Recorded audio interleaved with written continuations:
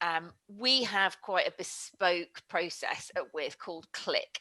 It stands for our Client Intel Checklist, excitingly enough, and has its own little logo.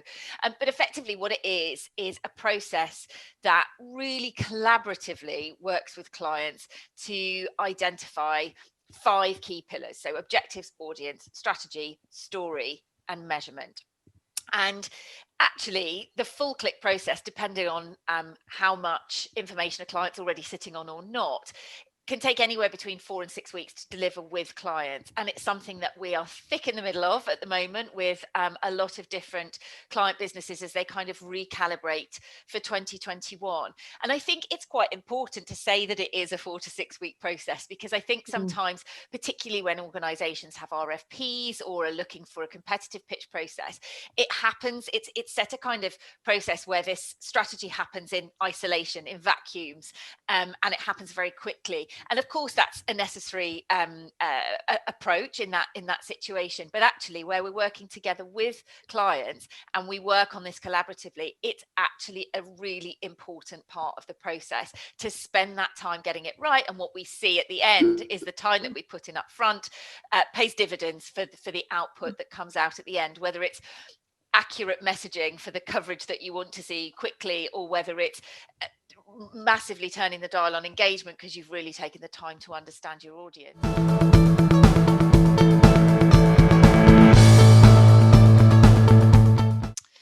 So we start with the all-important objectives. As the slide says, don't underestimate understanding, and it is absolutely vital. And we're going to be talking about it from an earned and owned media's perspective. Jennifer has a digital and social perspective, and Jane is our insights expert, she said. I think one of the things that it's absolutely vital that we as an agency are kind of banging the gong about consistently is that quite often we'll see briefs that ask us to raise awareness. Now, raising awareness is the absolute bread and butter of PR. And if my team can't help raise awareness, frankly, we should all hang up our little PR boots and go home. So what we do with clients is we really try and look at what the wider organizational pain points are, because we know we need to work into marketing teams that have marketing objectives, but the marketing team are reporting to a business that has wider business objectives. And if we can understand that context, we can be as valuable as possible to our marketing partners. So looking at those pain points, the conversations we're having with clients right now is, what is the single biggest pain point you need to fix in 2021? And it's quite a difficult process because it's really drilling down into prioritization and looking at identifying what's not quite working right. And we're a little bit like annoying toddlers in that process. But why? Poking on it because the more that we can be specific about that starting objective, the more that we can show how we've impacted it. If you're clear on your PR goals, kind of the next questions you need to ask in the social media space is, does your message stand a good enough chance of kind of cutting through the noise that's there right now? And given the amount of noise that's out there right now and where it's coming from, and we'll talk about that, it's incredibly difficult. But the more important question that people don't ask is, if we can help you cut through the noise, will your audience thank you for it? Or actually, are they focused on the news and they'd rather think about COVID-19? So it's not just that you've got to have a message that cuts through, but will it be valuable to the people you're trying to reach when you get there? And if not, go back to the drawing board, go back and listen. And I have to admit, I think this might be why I got into digital. It's how nosy I am and how much information people just share without thinking. And you can just kind of sit back and listen and consume it all and really learn so much to help you answer those questions. I think that's absolutely right. And I think, one of the things that we're hearing from customers and clients at the moment is that there are so many macro forces at play impacting audiences of all shapes and sizes, whether your audience is a CIO, a CMO, a baby boomer, a Gen Z, that it's having a huge amount of micro changes in the mindsets, in the behaviors of audiences. And we've seen over the last 8 months an absolute, I know the words digital deluge have been a little bit overused, but it's true. And we as human beings have almost certainly experienced that ourselves. And, you know, everybody's trying to shout louder than the last person, exactly to Jennifer's point. We actually had a brief from a client saying, we just need to shout louder. And we were like, I hear you, but perhaps no, we don't. We need to just look at that a little bit in a little bit more detail, and we're going to kind of talk through some of the tools to do that, because there are new insight methodologies, new platforms, and whilst you don't want to drown in data, you do need to understand your audience right now and how they're going to be behaving, what they're thinking, feeling, and wanting to hear from you, and within that. And some of the things that Jane's going to come on to talk about is really laser focusing on an audience hierarchy. Quite often, again, we'll get briefs with really extensive and useful information on audiences, but needing to reach absolutely all of them. And if we can relate back to that kind of primary pain point that we're trying to identify as part of the objectives process, then we can look at, well, actually, who's going to really significantly help us move the dial on that goal. So I'm going to hand over to Jane to talk through 3 of the different models that Sapio uses in helping us identify organizational and audience behaviors. So now I think this is really important in terms of, you're talking about pain points. What are the things that people are interested in? What's keeping them awake at night? And how well are you associated with solving those problems, for example? So this is what we call a competitor landscape map, a brand map, that kind of thing. So through a series of questions, we can understand what are the issues that are particularly important. How well are you associated with them? How are your competitors associated with you? And what's in effect your USP?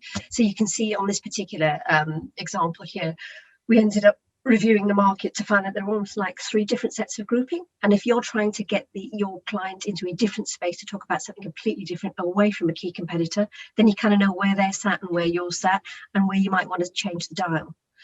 You can tell how often certain phrases are being spoken about, or who's owning what space. So for example, popular and well known on the top right hand side in the pink box, that's a really short line.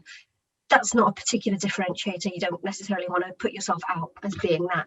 Whereas something such as authenticity, that's a much longer line. And it actually happens to be a really quite important scoring part as well. That's something that somebody's really looking for.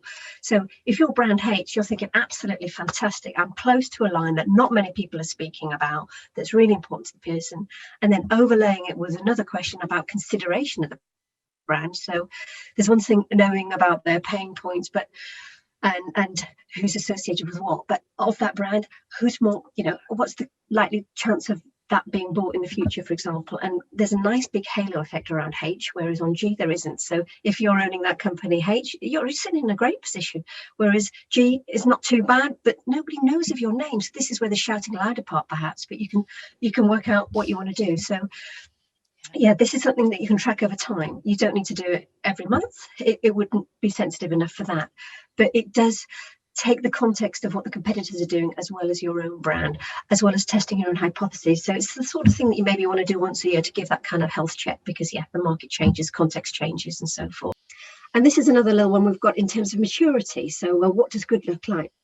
You obviously know that there are certain products and services that you have, and the way that people are using them, the additional benefits and functionality that they have will be different to those that aren't using your products and services, for example. And it's understanding where people are on that continuum and the benefit that they're getting of it.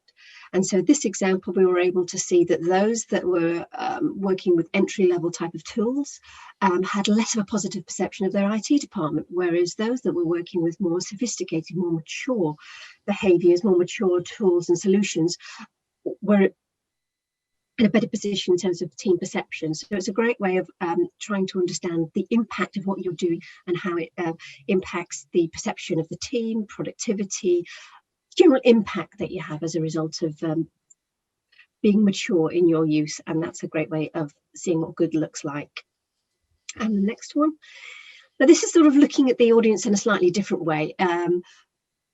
There are many people that you can target, but it's putting them into different sectors, putting them into different segments, and characterizing them by the bits and pieces that are slightly different to the average in those groups. And although this is a consumer example, it's something that we do in the B2B space quite a bit. We've done it with various payment providers. But of course, that's special information to themselves. I can't reveal quite at the moment, but this is something we did a year or so ago, a number of years ago. And the client found that by focusing on the perfect couple, that although it only accounted for 20%, 26% of the market, in terms of potential for buying of the various products, it can for far more than that, 38%. The TV advert was put on, it looked nice and sexy, and their sales increased by about 62% within the first couple of months of that going out there. So yeah, this is a great one, sort of drilling down to work out where to focus on and other ones that you might want to ignore. Now, unfortunately, we're dealing with worried Wendy. Poor worried. She needs a cuddle.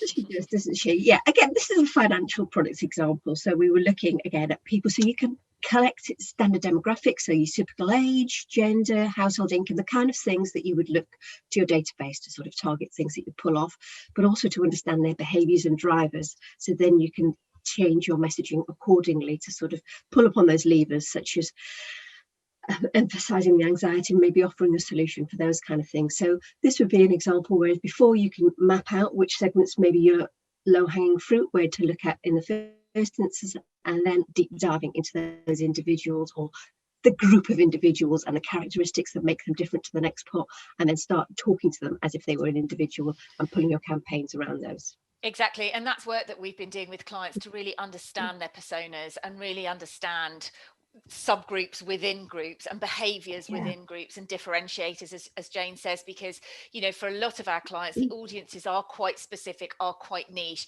and so these techniques that can be used either in B2C or B2B, as Jane says, really enable us to get back to that kind of objective setting and who is it that's going to turn the dial for us on achieving that objective and fixing that pain point in 2021.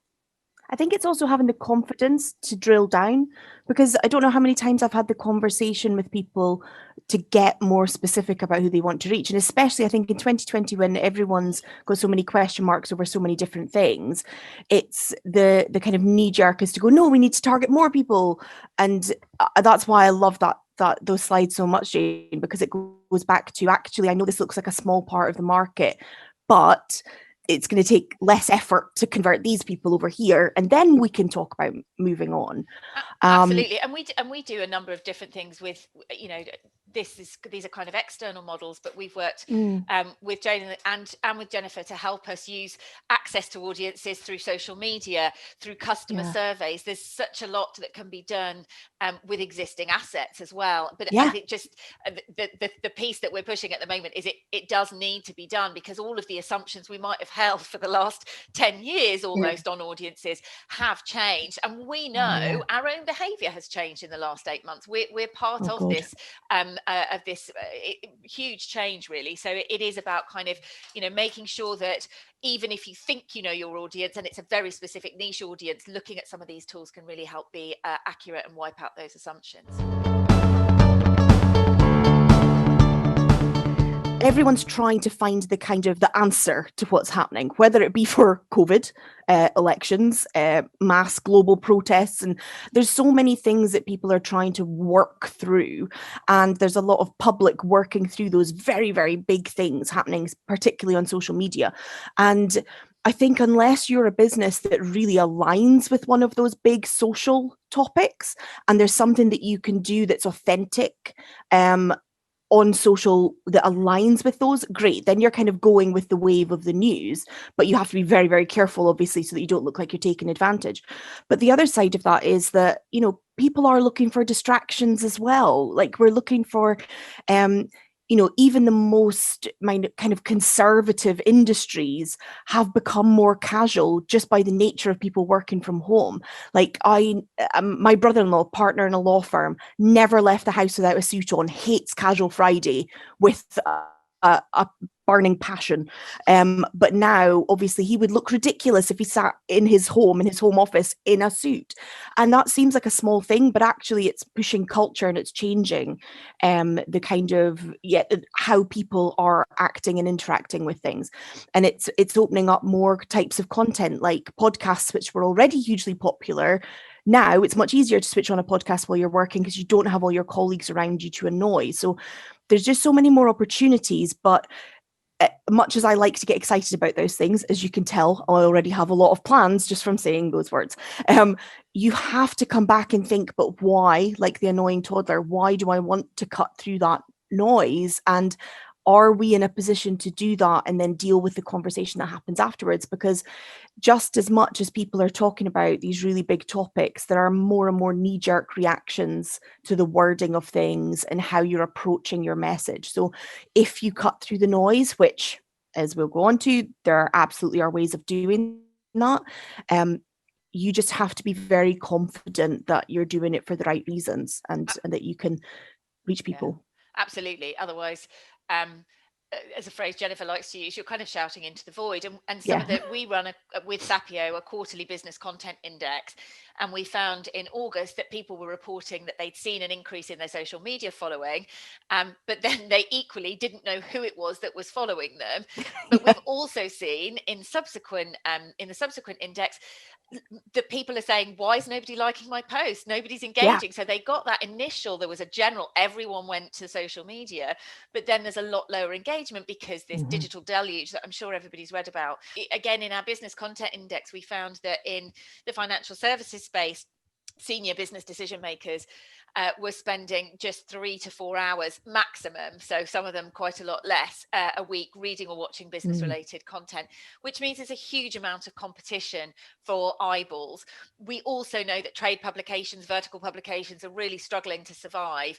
Journalist teams have shrunk, so editorial is even more difficult than it has been before, and there is a real pressure on tech vendors particularly to be, the conversations that are happening between journalists and commercial teams are more prevalent than they've ever been, as much as any journalist would say that they're not.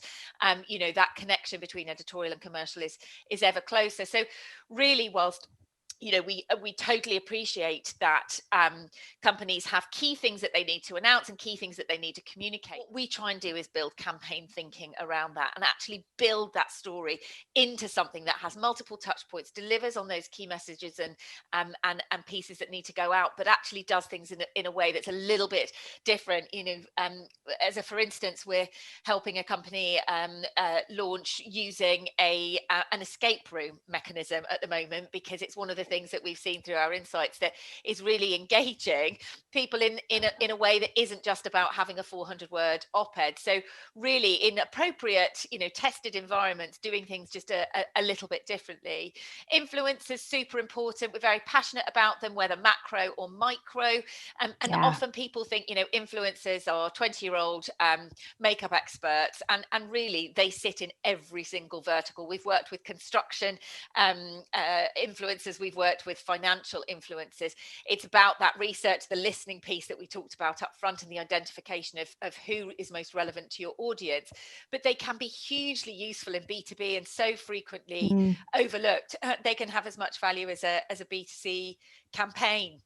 Yeah, sorry, Debbie, I'm terrible for interrupting, but with the influencer thing, because I love a micro influencer. This is what I tell people all the time about social. Social is just a representation of real people in real life, and in every industry there are those people that manage to network very well and are very good at getting a message across, and as you said about the influx of followers for a lot of accounts, the types of influencers we're talking about, it doesn't matter how many followers they have, it's do their followers engage with them, do they respond to them, do they listen to them, which is so much more important. And it is just try and think about the infrastructure as being what it would be if you were all in a room together. One day we'll get to do that again. Visual storytelling. The next piece, there was a story out last week about how desperate the editors of the business pages of the Nationals are for decent pictures, and decent pictures aren't sorry to the chaps, straight white male CEO in a suit.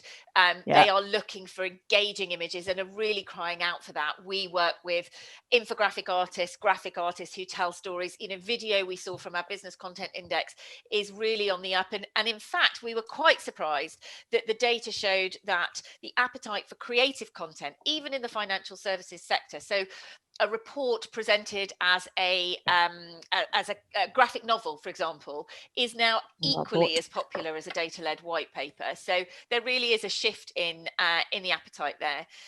On the content front, pure content briefs, we are seeing more and more from an owned media perspective. And really, for us, the route to cutting through with that is all about approaching your owned media with the same standards as you would earned media. So not letting the blog just be a place where anybody in the business can kind of have their say, or it's a place where we put what the CEO wants to say, which isn't quite publishable. It has to have the same editorial standards, and it can be, then a fantastic lead generation exercise linked up with LinkedIn campaigns, etc., and linking into the paid social side of things, Jennifer, right? There are opportunities to get video content, especially, that business editors are going to want to use, linking back to the issues with journalism and trade press. If you can do something that's not, here is my press release, but you can actually give a bit of insight and something that publication can then use straight off, you can create something really high quality, even if you're working from home. Sorry, that was just it. But jumped into my head, so I had to get my toys. No problem. We've 5 minutes and 3 slides, but the last point on this side, on paid social. Yeah. The thing with paid social is I want you guys to think about it in terms of organic, actually, because the thing with paid is that sometimes we fall into the trap of thinking it's like putting an advert out there and this is what I want people to see. And in this environment, especially, paid social is absolutely your friend when you've got an excellent bit of content that would be really engaging and would be really valuable. You just can't cut through the noise. And so never invest in putting money behind something that just hasn't done very well. When people have seen it, invest in paid social to get that really valuable stuff that should look like it would naturally appear in someone's newsfeed. It's just that they're not getting the opportunity because of everything else that's happening.